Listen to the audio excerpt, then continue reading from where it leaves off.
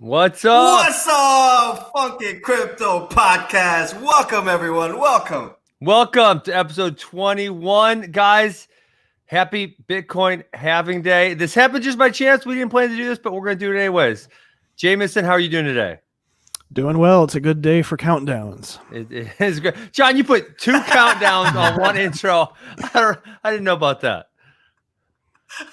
That was no hate. Participate. Sure. Okay, let's get right into this. Now, Jameson's got a busy day. He's all over the place. A man in demand. So Jameson, how did you get into Bitcoin? Well, I'm a nerd. I'm a computer scientist by trade, and so I would spend a lot of times on nerd sites like Slashdot, and that's probably not where I first heard about it, but it's definitely where I heard about it for the third or fourth time, and eventually ended up reading the white paper and really got interested. Started going down the rabbit hole. It was 2 years of doing just enthusiast side projects after initially reading the white paper that I then figured I could go full time. So now I've been full time doing Bitcoin security for over 5 years. Wow. So you've been full time. So man, that puts you back like probably starting getting your feelers in at what, like 2013? So I actually just tweeted it out earlier, but I was there for the first halving, and it was a complete, non-event. Not many people were talking about it, and in fact, my tweet that I made at the time got like no retweet, maybe 3 likes, and no responses. And so it's funny to look back on now, and people are asking like, why was nobody, talking to you at the time? I was like, well, nobody was listening to me. I was talking all the time, but nobody was listening. Yeah, that's. You know what? I'm gonna come honest with you guys. This is my first halving. I got into it in August of 2017. So you're right as the run up was getting going. So this is my first halving, and it seems as though there's a shitload of attention around it.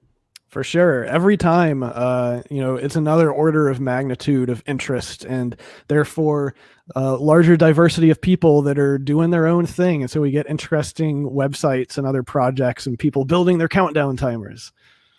Yeah, that's So, what was the cheapest Bitcoin you ever bought? What was the price when you first bought it? It was around the $10 mark. Oh, beautiful. Yeah. That's so I was beautiful. on Mt. Gox. That's messed up. Oh, you were on Mt. Gox? I was. Thankfully, I did not keep my coins on the exchange. I know a lot of people who are not quite so fortunate. Well, that would be something that would inspire your future endeavors, because that is a mess of security right there. Absolutely. Yeah. So, hey, I'm guessing your answer is going to be freedom, but you can tell me if I'm wrong. And we ask this question to every one of our guests now. Well, what do you think the biggest value proposition of Bitcoin is? It is actually in taking power away from small groups of people. So it is freedom in a sense. The way that I like to actually portray it, it's not so much that we have taken away or changed the power of existing governments or central banks in what they do with their own money. Rather, we have empowered everyone else to create their own money. We have really opened up the market, freed the market as it were, for money to compete with each other. Yeah, that's freedom in what it's worth, right, John? What do you think? That's right. Freedom. It's all about freedom. It's about censorship-resistant money. And James Lopp, man, he's got 220,000 followers. He blew up on Twitter. I heard he had like 10,000, and then we had that bull run, and then my man just blew up on people, and now he's all about that privacy and security. So glad we have him on the show, man. Yeah. Well, so James, one of the things I wanted to push back on. I listened to a couple of your podcasts with Peter McCormick, and I'm very curious to hear what your take is, but you said something like people aren't used to having their personal responsibility with money. They're used to relying on, third-party people who take care of all their screw-ups or something to that effect. Yep. And so I guess here's my question. I mean, there's a lot of things today with the modern economy that I can get done that I don't have to know how to do, right? I don't have to know how to fix my car, for example, right? I can go to a mechanic. I would much rather spend my money to exchange the mechanic's time for fixing my car than actually to understand how to do it myself. Although obviously if it was some type of doomsday scenario and I had to fix my own car, I'd probably be screwed. And so, I told John, I've been in since I told you guys August of 2017. So I'm 3 years in. And on top of that, I have very, very low anxiety. I mean, I fight people in a cage for a living, or I did, right? And so I don't have a lot of fear or anxiety. But other people, every time I log on to my trades, I'm still like, shit, I hope this money's, I hope this Bitcoin's still here. And so I feel like there is going to need to be something that makes all those lazy people have a really easy capability of getting access to Bitcoin or other crypto. Yeah, you make an excellent point, which is it's understandable how society has evolved to where we are right now. We have over millennia created these hierarchical command and control structures. And the reason is all efficiency, right? It is specialization. If it wasn't for specialization, then you would have to worry about growing your own food and basically worry about basic survival skills, which is far more intensive than you being able to specialize on punching somebody in the face and let other people worry about fixing your car. Or podcasts, right? So ultimately, the problem is, like, how does this conflict with some of the mantras we have in Bitcoin? Trustlessness, don't trust, verify, be sovereign, be your own bank, all yada, yada, yada. Those things come with additional responsibility if you want the power to really take control of your Bitcoin and have the censorship resistance and all of these other valuable attributes. So what do you do if you want to be your own bank, but you don't want to, learn all the technical underpinnings of the protocol?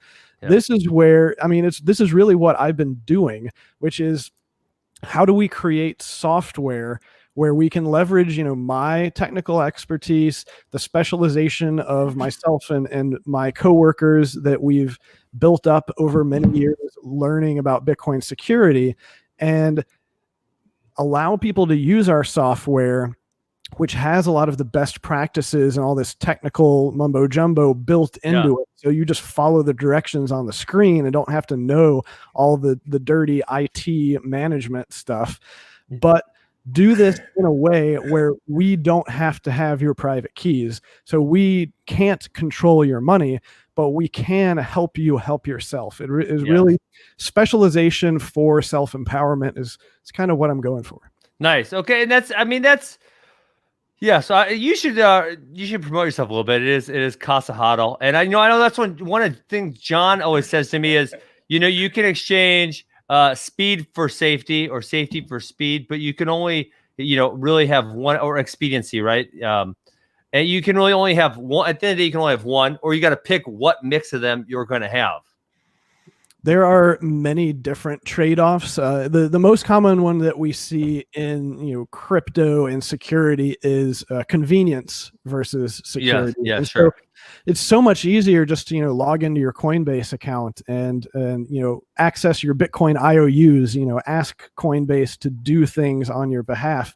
But then as a result, it's also creating a very different threat model where there are many other potential points of failure, both like internal to Coinbase and external with other people who might get into your account and then instruct Coinbase to send out the coins to somewhere you don't want them to go. Yeah. Didn't they just have something last week? I think they went down last week, and didn't they have some type of virus or something? It was a busy week. They got overwhelmed a bit, but in general, we see people get their accounts compromised on exchanges all the time. Sometimes it's more sophisticated than other times, but it really comes down to the fact that, your keys are still online, or at least the keys that are being held by this third party are online. And that's one of the many, many things that we guard against with what we've set up at Casa. Yeah. Okay. So So I agree with everything you said there. So with the Casa system, and maybe you can just explain this to everyone. And this is gonna be, I feel like this is gonna be tough to explain to new people, but hell, let's go for it anyways.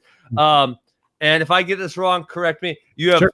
3 cold wallets, right? Trezor, Ledger, whatever. And you need a combination of them to access the funds in your account. And this is something then, if you lose one, then Casa can help you replace one of the 3, which means you still have you still have 3 wallets. And so there's no way anyone can, hold you at gunpoint or steal your Trezor and some of your password, just in one swipe, because they would have to get all 3 of them, correct? Yeah, so the fundamental piece of technology that we're leveraging that's part of the Bitcoin protocol is something called multi-sig. Basically, it means instead of having a single key sign off on creating a Bitcoin transaction, you need several. And we have a couple of different setups. One of them is 2 out of 3, where you need 2 signatures out of 3 possible. Another at the higher level is 3 out of 5. As these numbers go up, you're essentially creating more resiliency, more redundancy, and we're building this on top of, like you said, the existing hardware out there, like the Trezors and Ledgers. Now, the really important part is that then the user physically distributes these devices. Mm-hmm. Home, office, friend's house, safety deposit box. We hold one offline at Casa for emergency situations. And it's this distribution that gives you a level of resilience against both attack and just simple loss due to any number of things like a house fire, natural disaster, what have you. The most important thing that we can do is eliminate single points of failure. And that's what scares everybody, right? Is even if you take that first step and you get your coins off the exchange, you put them on a Trezor, well, now you've got all your keys sitting right here. And there's so many things that can go wrong. And so the point is we understand, Bitcoin has always had the promise of be your own bank. Yes. But I think that's not good enough, because a bank is still like one single place that could have something go wrong with it. Instead, we can actually now, with the technology, we can do better than a bank. We can create this distributed resilient setup that can withstand any number of attacks and disasters that a single bank wouldn't be able to. And the great thing is we can actually make it easy. With Casa, it's just a mobile app. Like all of this technical stuff that we're talking about is all under the hood. It's abstracted away. You're just tapping on the app and following the instructions and plugging in your device when you're prompted to do so. Nice. Wow. We have a community called Litecoin Fam, and we go out and push for adoption. And my friend Johnny Litecoin, he's in the merchant service business, and he always says this: nobody cares until it happens to them, right? Mm-hmm. Nobody cares to protect themselves and their information until they get a chargeback that they lose money. So like so many people these days, like I've heard your podcast, and when I'm hearing it, I'm pumped. Like, oh, I'm gonna go home and take my phone number off of everything and just whatever. But because I'm not a victim yet, it doesn't push me to do it. But Jameson, you've been a victim of some crazy things. I read about that. Yeah. So can you give us a little bit a story of what happened with you at your house? Yeah. So, I have a different perspective than a lot of people. And part of that is what has happened to me personally. Part of it is because of what I've seen while working in the Bitcoin security industry. I've seen many hard lessons learned by other people who made mistakes and ended up losing millions and millions of dollars in an instant. Now, as for myself, like shit got real when I had a SWAT team shut down my whole neighborhood. Yeah. Now, jeez. That was related to all this Bitcoin stuff. Basically part of my rise to prominence on Twitter during the 2017 hype resulted in me going from a few thousand to like 100,000 followers. And, this is just a law of large numbers. Any celebrity has to deal with this. If once you have enough attention, once you have, millions of people who are watching you, the statistical likelihood that one or more of them is going to be unhinged and will do something to try to harm you starts to go up. And so I reached some threshold where a guy who had the technical ability to know how to place an anonymous phone call and say the right phrases to my local police department that would get them to send out the SWAT team. He managed to do it, and he was trying to extort me for Bitcoin, because he figured, hey, this guy's been in Bitcoin for a few years. Maybe if I scare him bad enough, he'll just pay me off. Funnily enough, the guy was trying to extort me for about $50,000 in Bitcoin. And of course, I didn't pay him anything, but I ended up spending about that much to burn down my entire life and start it all over again with a renewed privacy. So the money has been spent, but not for its intended purpose. It's actually, instead of a one-time payoff, this has hardened my entire operational security posture. So are you totally off the grid now? Yeah, I mean, it depends on how you define off the grid. Obviously I still have internet connection. I'm still able to communicate. I mean, I've worked remotely for 5 years, the entire time I've been working in Bitcoin. However, I'm off the grid from the sense that there is nothing out there that connects my identity to my physical address. I'm using proxies of all kinds as a shielding mechanism to protect me. I'm using digital proxies, VPNs and Tor to protect my online traffic. I'm using legal proxies in the form of anonymous corporations and trusts where I'm not listed on those, but those are the things that actually own my different properties. They're not connected to me legally, creating a paper trail. And I'm using proxies in the sense of other people, where if I want to receive physical things, I have other like private mailboxes that are managed by other people, and so I can that's crazy. We have like a Tor network of mailing addresses that like hop physical mail around the country. Wow. Stuff like that is that's a thing. All right, so yeah, really. So, hold on. Oh, so I see two things. Number one, Ben, you have way more followers than James, so you need to really start thinking about what he just said. Hold on. Do you go on public? Okay, so this is where I really okay, I'm sorry. And question number two, are you really scared for your own safety, or is this something that like you're doing it to try to get really good at this? It's more the latter, but I'll tell you my perspective. Okay. And this is what really came true.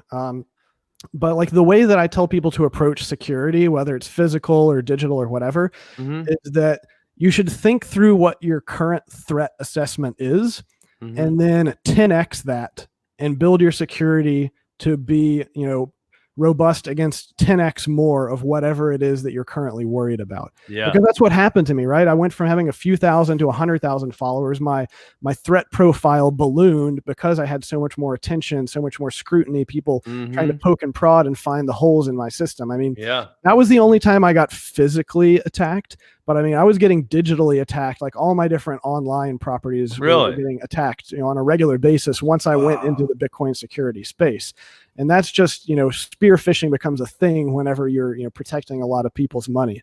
But I do go out physically, but this is one thing where I've really taken it to the extreme is that I moved to a new location and I created an alias. So no one around here knows my real name and identity. They know my alias. Then they know that I work as a software engineer, so I can maintain the like technical facade, as it were. But part of it is just that's another shield where no one here even knows that I am me. Therefore, it's not even possible for them to leak that information.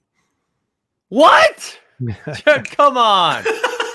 So, you probably won't tell us your fake name, will you? No, probably not. But it's it's common, plausible name, right? It's something that Rodney Smith. Not too common. Okay, and you move to a place where nobody knew you, because obviously, like if you move one town over and someone saw you, then they'd be like, no, that's not Bob, that's Jameson.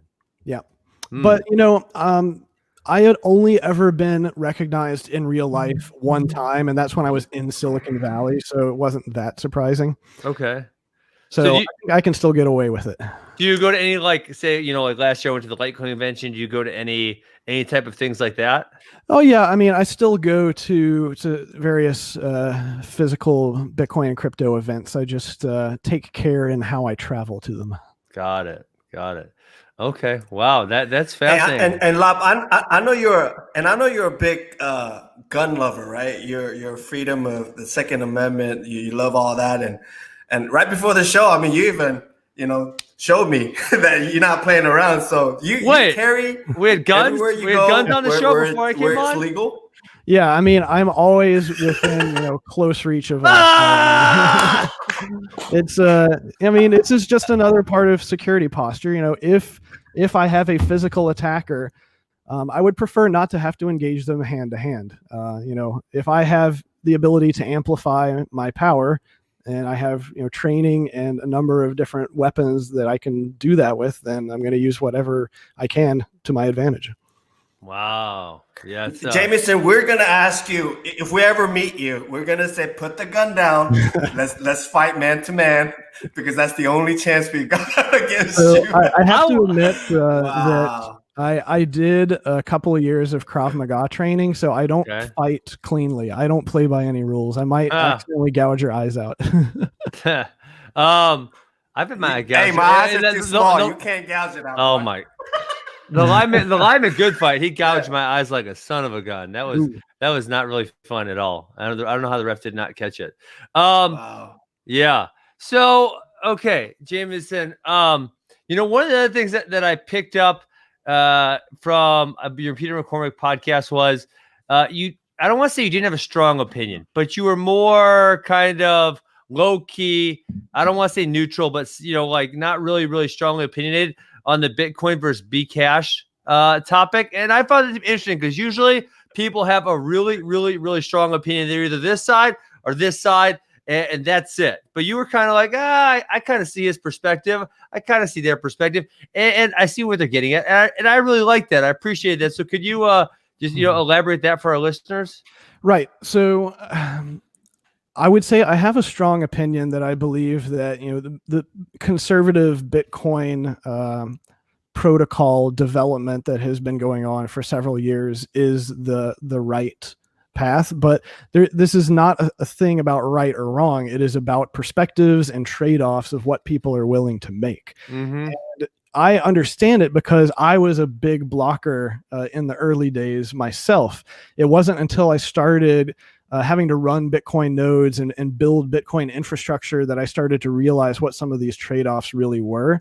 And so fundamentally, the scaling debate within Bitcoin that culminated in 2017 was a clash between wanting to prioritize the cost of on-chain transactions versus the perspective of wanting to prioritize the cost of auditing the history of the entire blockchain. And these two are essentially in conflict with each other, because in order to keep transactions cheap, in order to keep those the block space cheap, you have to have potentially infinitely large blocks. You have to just keep increasing the block size to whatever is required to prevent there being any pressure to get into the next block. And as you do that, it creates more and more data, and the blockchain never removes data, it just keeps adding data. Yeah. And you are geometrically increasing the amount of data that then has to be verified by someone who wants to come and join the network. And that was what I had an ultimate problem with, is that I was seeing the ability to run a node become more and more expensive. Yeah. What do you think about that, John? I don't even know, John. Are you passionate one way or the other? You just can't keep increasing the blocks. I think second layer solution was the most important, and to keep put a fortress around Bitcoin and don't mess with it, because the security and everything is just censorship resistance. Nothing can compete with Bitcoin, right? So I think we just leave it as is until it's impossible to continue, and then we figure it out then. But I think you're right. I think Bitcoin right now we need it's about incentives, right? The whole system is about incentives. And as I was seeing creating a system where there's no fee pressure and transactions are always practically free, that does not incentivize people to use the block space wisely or judiciously. I mean, just put whatever you want on there. Yeah. If you want to see, look at EOS or look at Bitcoin SV or whatever, and how unmaintainably large these systems are becoming. Like I can't even run an EOS node.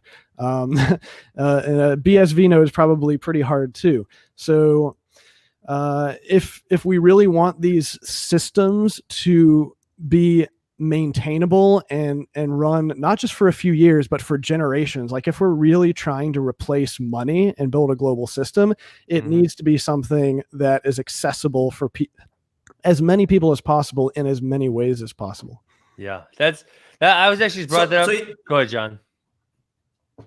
So even Ethereum blockchain, it takes how long to download the whole blockchain? Yeah, well, that's an issue of complexity of, they have so many more, features built into their protocol. It's much more computationally intensive to the point that now, like, you can't even really sync the Ethereum blockchain if you have a spinning disk hard drive. You need to have at least a solid state hard drive. There's just so many operations that have to happen to get through there. And it's fascinating to see how the communities change in response to these things, is that usually they end up making trade-offs of, just, use the light client, just skip forward to, 1,000 blocks ago and assume that everything that happened before that is honestly being told to you by whatever nodes you connected to. So it's, once again, it's all about trade-offs.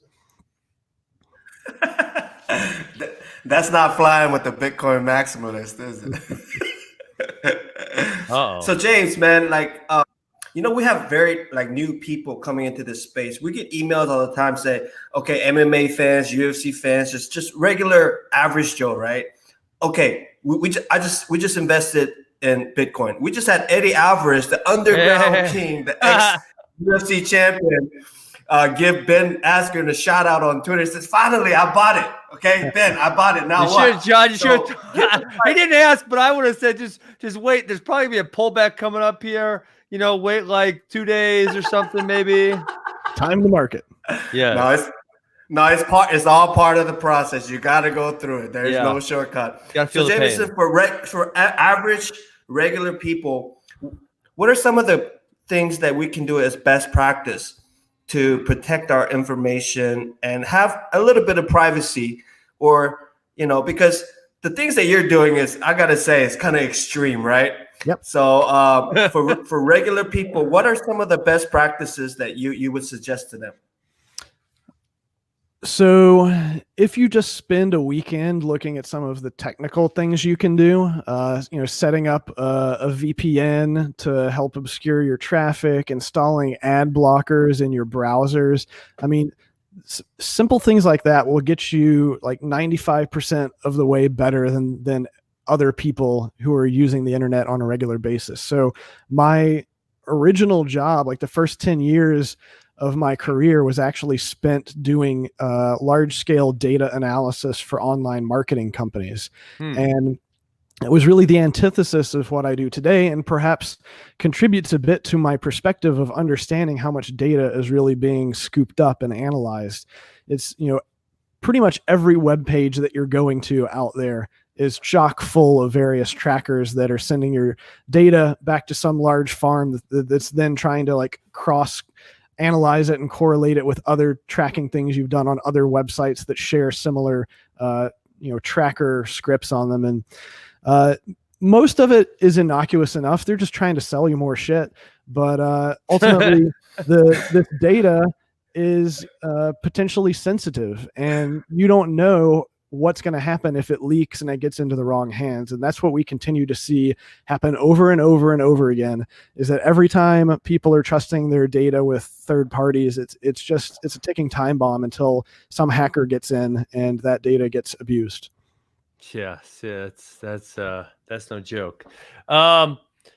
Okay, so and I want to one more, I guess. I don't know. I feel like that was a deep topic for our audience, John. But I'm gonna go one more semi-deep question, Jameson. I meant to tag I meant to tag you this morning because I do something called Mental Monday. I talk about thought processes for sports and stuff.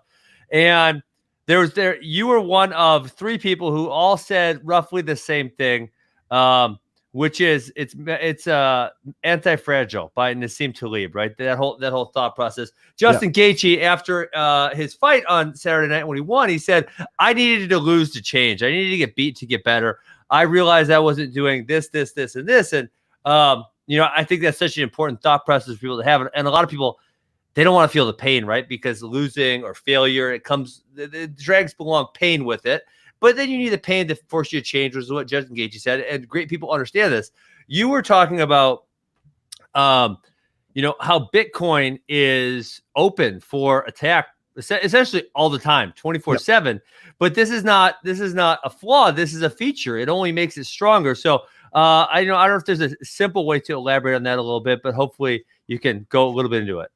Yeah, I mean, metaphors tend to work really well in this space just to get rid of a lot of the complexity. And I think the simplest metaphor that we can use is just your own immune system. If we think of Bitcoin as an organism, and a number of people, including like prominent cryptographers, have called Bitcoin a new form of life. It is this kind of decentralized organization that's comprised of all of us, regardless of whether you're a speculator or a coder or a shit poster. I mean, we're all contributing in our own way to this ethos, this thing that is Bitcoin. And that's part of the reason why no one can understand what it is because it is so diverse and distributed. But if we think in terms of how your own body fights off bad things, it's you have this army of like white blood cells that are going around looking for bad things, and when they see a bad thing, they react and they may create antibodies that help fight them off.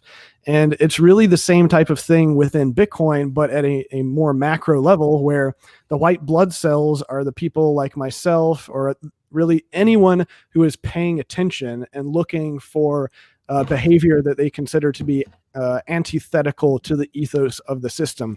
It may be technical things, it may be social things. There are plenty of people who would say that some of the 2017 and scaling drama was a social attack on Bitcoin. There was this whole thing with SegWit2x being like a cabal of small organizations, basically enterprises within the Bitcoin ecosystem, trying to force through a change against consensus. It's all a fascinating thing to think about, like from a governance perspective. But I think that if you just think of it as an organism that is made up of many people, it starts to make a lot more sense. Like, that's why it's so chaotic, is, there is no one authority that's controlling all of this. We're all doing our own thing, and whatever Bitcoin is just sort of organically evolves spontaneously as a result of all of these chaotic interactions. That makes, that's great way to explain it. Actually, that made me think something funny. Ready for this, John? You inspired me. You inspired me. So I have a bunch of high school kids that come over and they work at my house in the summer on the disc golf course. And, John's all about using the whatever crypto when he's out and about, being an evangelist. And so I told all these kids, I said, listen, track your hours this summer. I will pay you in Bitcoin. And if on August 31st, it is below the price at which I paid you, I will make up the difference, right? So if you work 10 hours and you're supposed to be paid $100 and it's only worth 90 at that point in time, I'll make up the $10. I said, if you gain, you get to keep the gain. So I paid one kid, I think it was for 8 hours or something. He was over working. And the next day he's like, oh, I just made $3 more, because Bitcoin went up. And then, yesterday he texted me like, oh, what the hell? I just lost $7. I'm like, oh my goodness. He's getting fired up over $3 and $7. I was dying laughing. Oh man. Yeah, we got to get people used to the volatility. It takes a while to strap in to the Bitcoin roller coaster, and really, I consider it to be like, you're an OG if you've survived an entire hype cycle. Once you've been through the mania phase where it looks like everything's going to the moon, nothing could go wrong. And then if you survive the 80-90% crash where there is wailing and gnashing of teeth, and you manage to get through that without panic selling and essentially rage quitting, then you're probably on the path to becoming a true hodler. Yes, I agree. Hey, totally. Lopp, have you seen Ben Askren fight Robbie Lawler? Did you see that fight? No, I haven't. Oh, okay. So you need to watch that fight, and Ben Askren will teach you how to survive adversity and come out on top. You will see in that fight. I was watching the fight, and I literally was so worried because he was getting hit with some shots that would have knocked 99.99% of the people in this world out. And then he just rose from the ashes like Bitcoin and just came back and bulldog choked him, Well, so, I mean, go ahead. That's not what I was thinking, John. I'm not thinking about myself getting punched. I'm thinking I got in right as we were doing the run up. And so I've seen mostly this, and I've held the whole time. So listen, I am deserved a really, really, really nice bull run right now. Well, after a 2-year bear market, I think we all do. But this is the way things go. Hopefully, history somewhat repeats itself. I forgot to ask you, Jameson. The other day, Ben Askren did a 1-minute Bitcoin halving explanation, and I think it's over like 80,000 views on Instagram and Twitter. Nice. Did you see it? And what is your thoughts on his 1-minute brief explanation of Bitcoin halving? No, I wish I had. I'll have to check it out though. Is it how technical? Then check it out after the podcast. Well, and I want you to grade him 1 to 10 and how fair. He did, because he likes compliments. The one thing that was really hard, John, I'll tell you, I usually try to do things in one take, but I want to do it in 1 minute because that's the Instagram time limit before it's got to go to the longer frame. And getting it in a minute was really, really tough. I had to do it. I should send you an outtake because one time I almost nailed it and then I misspoke and then I started again, which misspeaking is fine. But then I realized, damn it, I'm going to miss it by like 3 seconds. And I started cussing up a storm. I was so annoyed.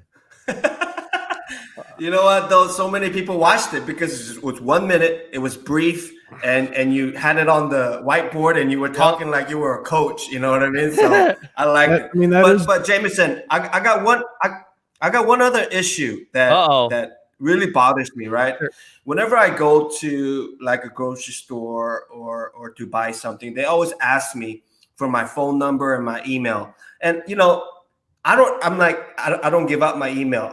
I don't like to give out my phone number.